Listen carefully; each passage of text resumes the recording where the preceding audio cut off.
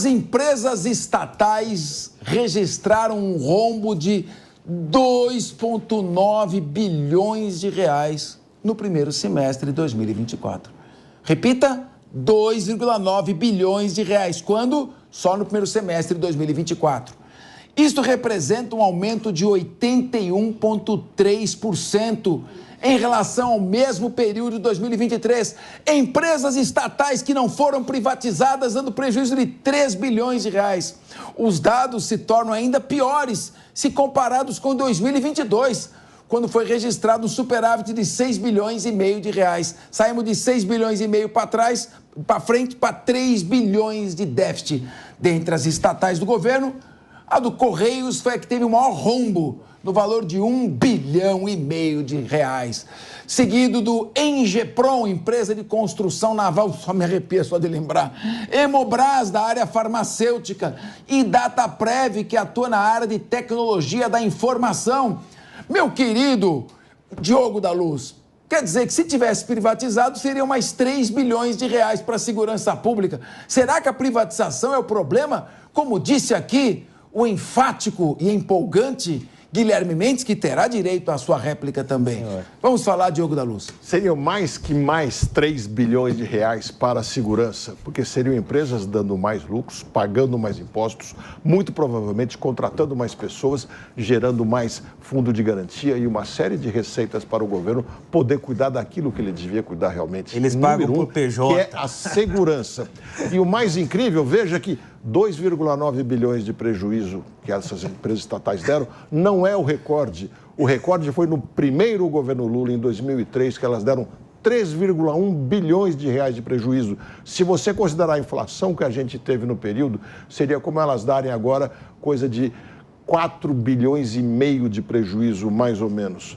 Agora, a questão, muito mais do que discutir se este ou aquele governo administram bem as estatais, é o que um governo insiste. Todos os governos, praticamente, não se preocuparam em diminuir a quantidade de estatais. O único governo que eu consigo me lembrar que fez isso de fato foi o governo Fernando Henrique, lá atrás, que um social-democrata aceitou a participação dos liberais e aceitou as propostas deles e fez a maior fase de desestatizações do Brasil. Não tem sentido ter os Correios, mesmo que não dessem prejuízo. O serviço deles é péssimo. Qualquer empresa de entrega faz um serviço melhor em lugares onde os Correios não vão. Para quem não sabe, os Correios não vão em lugares onde não existe escritura do imóvel, por exemplo, porque o endereço não é oficial. Uma empresa de entrega vai lá, entrega a geladeira, entrega a encomenda, entrega aquela encomendinha que vem da China, mas os Correios não levam a carta. Chega a conta de luz trazida pela Enel, mas não chega a carta dos Correios em muitos lugares na cidade de São Paulo. Eu ia chamar o João Belucci e deixar por último o Guilherme para ele já responder, geral, mas ele está muito ansioso, ele está nervoso, ele quer falar agora. Então mete o pau nas privatizações, solta o verbo, meu amigo. Quero te ouvir. É importante você que está em casa entender. Diogo, deixa eu te perguntar, na tragédia do Rio Grande do Sul, quantas dessas empresas de logísticas levou comida ou abastecimento de graça para as vítimas lá? Você foi levar algum tipo de algum? Nossa. Foi? Nossa, você pegou o caso... Estou fazendo uma pergunta tranquila. Foi o maior exemplo da história do Brasil, recente, pelo menos, de participação das pessoas. Não. Empresas. Iniciativa das pessoas. Isso. Acima de governos, em muitos casos. Os Correios levaram de graça. Os Correios levavam de graça. Você ia lá, largava o alimento, a roupa e os Correios transportavam do Brasil inteiro. Talvez você levavam não saiba, para o Rio Grande do Sul. Até hoje tem coisas paradas no Correio. Agora, óbvio. Doações paradas no Correio. Claro, olha o volume que receberam. Cadê as outras? Cadê as outras? Cadê as outras? Povo do Rio Grande do Sul, espere. Os Correios estão muito ocupados. Vamos fazer um desafio? Vamos parar. Vamos trazer 1 quilo de arroz aqui. Vamos na agência do Correio, ver se aceita. Pega uma privada, vamos ver se elas vão levar para o Sul. Eu te desafio. Vamos lá agora. Amanhã a gente vai, filma e põe no ar. Vamos fazer isso? Vamos fazer esse teste? Sabe o que não vai acontecer? Porque o privado quer trabalhar onde tem lucro. Ninguém quer levar carta social, ninguém quer distribuir cartinha lá no Iapoque, porque simplesmente lá não tem volume. Ninguém vai botar um avião para levar uma carta social para Dona Maria que está morando lá no Chuí ou no Oiapoque. Agora, o Correio é obrigado a fazer isso, porque o Correio é uma instituição pública e ele não pode segregar os seus nacionais. Agora, se você pegar as grandes transportadoras, elas são muito competentes para distribuir aqui na Avenida Paulista, em Pinheiros, nos Jardins. Funciona muito bem. Interior de São Paulo, maravilhosamente.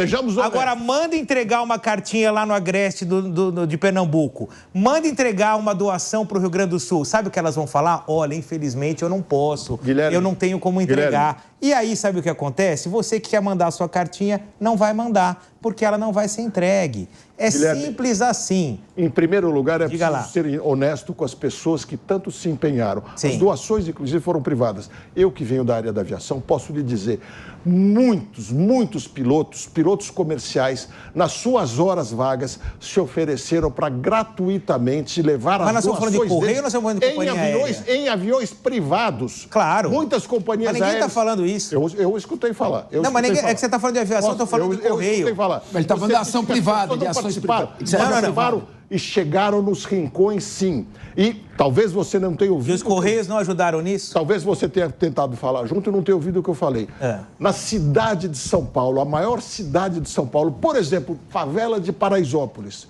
Sim. Muitos endereços ali, o Correio se nega a entregar porque ele diz que não é um endereço oficial. O Estado não reconhece a moradia da pessoa porque o terreno dela é menor que 125 metros quadrados, portanto o Estado não registra, não deixa o cartório registrar, torna aquele imóvel ilegal e os Correios não entregam. Chega nesse nível a hipocrisia. São endereços onde tem um relógio de luz, entrega-se a conta de luz, mas o Correio não leva.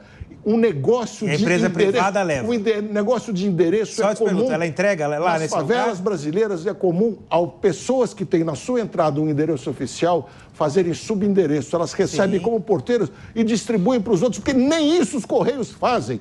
Você vê empresas... Mas regularizar é responsabilidade do Correio? Mas aquelas empresas que a gente compra pela internet e entregam às vezes até no mesmo dia, elas entregam... Muito bem, vamos ouvir também os demais. Está claro, então as posições pró...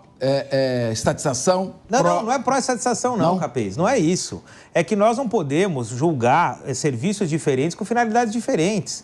Foi o que eu falei, o Correio é obrigado a fazer as entregas. É diferente de uma empresa que tem lucro que pode simplesmente se recusar. Falar, lá eu não trabalho, e acabou. E ninguém pode obrigar que ela trabalhe. Agora, os Correios é uma instituição pública, ele é obrigado a levar. Beatriz Silveira, eu lembro um período que a gente ficava na fila 2, 3 dias para comprar uma linha telefônica.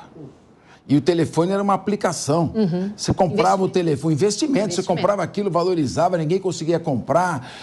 E, de repente, o telefone virou uma coisa que você pede uma linha... declarar no IR. Eu lembro das estradas, que o Estado de São Paulo, por exemplo, antes da privatização, as estradas que nós andávamos. Então, qual é a sua visão? Nem toda privatização é ruim. Como você vê essa questão? Capês, a minha visão é de que privatizando, não estou falando que todo o serviço público é ruim, até porque foi concursado, enfim, mas é inevitável que a gente entenda que quando é privado, a vontade de vender melhor o serviço, de prestar melhor o serviço, e aqui quero deixar bem registrado que não estou dizendo que todo o serviço público é ruim, pelo amor de Deus, não é isso. Nem que todo privado é bom, né? Exatamente, nem que todo privado é bom, mas que o privado é melhor que o público em muitas searas, isso aí é evidente, né? E aí, não só estrada, telefone, agora a gente vai ver com a energia elétrica. Por quê? Porque ele vai ter que ter obrigação. Se ele não vende bem, ele não tem um lucro. A mesma coisa. Nós vimos aqui há uns meses o que aconteceu em São Paulo. Mas tá novo ainda. Foi uma maravilha. Não, mas aí o serviço, Guilherme, a gente não pode servir de parâmetro por meses e se você for ver meses... E é engraçado. E como era antigamente. Eu não vou cortar, mas é engraçado. Pode cortar, fica à vontade. O brasileiro, ele privatiza para estatal de fora. Isso é que é engraçado. Porque na telefonia, as principais estatais, as que privatizaram o serviço brasileiro, era a estatal italiana. Na privatização da energia, é estatal italiana. Engraçado, a estatal lá é legal, funciona e a gente privatiza. A nossa estatal não serve. Mas é aberto, né? É engraçado isso. Não, para você ver que a discussão não é estatal ou público, a discussão é competente ou incompetente.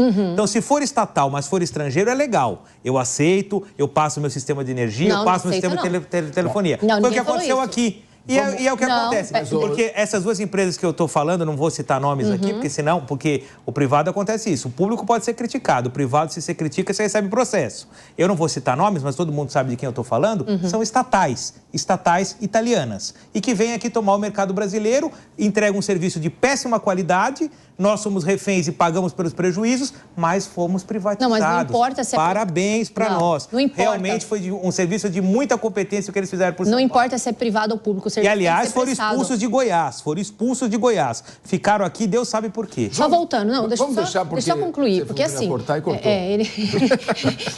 Não, aqui não dá.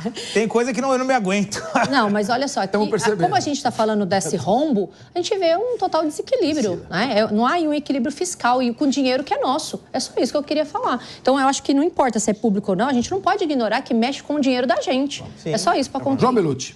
Não, só ia falar que, veja, as empresas públicas, elas conseguem dar prejuízo em muitos setores onde é monopólio.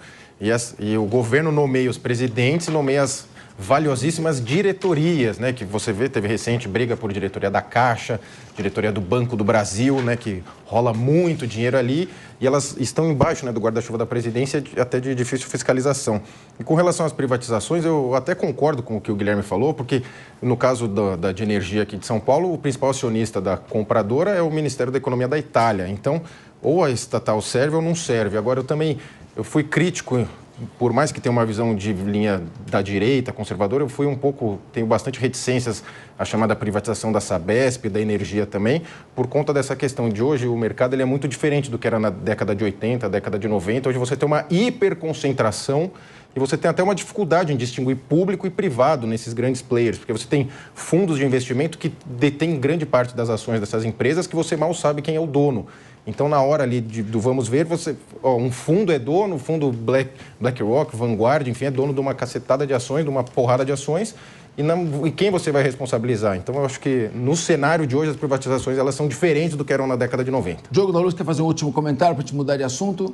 O grande problema é o monopólio, é a falta de concorrência. Não importa se a empresa de telefonia é uma estatal italiana, francesa ou não é estatal, desde que ela venha aqui com o dinheiro dela, não o nosso, concorrer pelos serviços, porque daí eu posso escolher qual me atende melhor no serviço. E no caso da cidade de São Paulo de energia, justamente isso.